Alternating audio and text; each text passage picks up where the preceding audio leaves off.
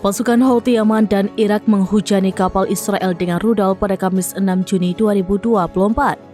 Dalam operasinya itu, Houthi dan Irak menembakkan setidaknya 91 rudal. Akibatnya, kapal Israel terbakar hebat saat mengirimkan bantuan senjata ke pelabuhan Haifa. Yahya Saree menyatakan operasi militer gabungan berhasil menargetkan 2 kapal yang terafiliasi dengan negara Zionis. Penampakan kapal Israel yang terbakar seusai dihujani puluhan rudal Houthi dan Irak itu beredar di media sosial pada Jumat 7 Juni 2024. Dalam video terlihat nyaris seluruh badan kapal tersebut berselimut kobaran api. Asap hitam pekat juga tampak membumbung tinggi akibat serangan Houthi dan Irak.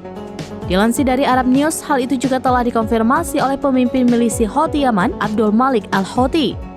Dalam laporannya, Abdul Malik Al-Houthi mengatakan bahwa pasukannya meluncurkan serangan gabungan bersama Irak pada Kamis Fajar, yakni dengan menembakkan 91 rudal balistik dan drone dalam 38 operasinya. Beberapa di antaranya pun diklaim mengenai kapal Israel yang tengah membawa bantuan senjata ke pelabuhan Haifa. Namun sayangnya, Abdul Malik Al-Houthi tidak membeberkan nasib awak kapal tersebut. Kelompok Yaman pro-Iran itu mengatakan serangan itu bagian dari operasi yang bertujuan untuk memberikan Israel pelajaran atas serangannya di Rafah.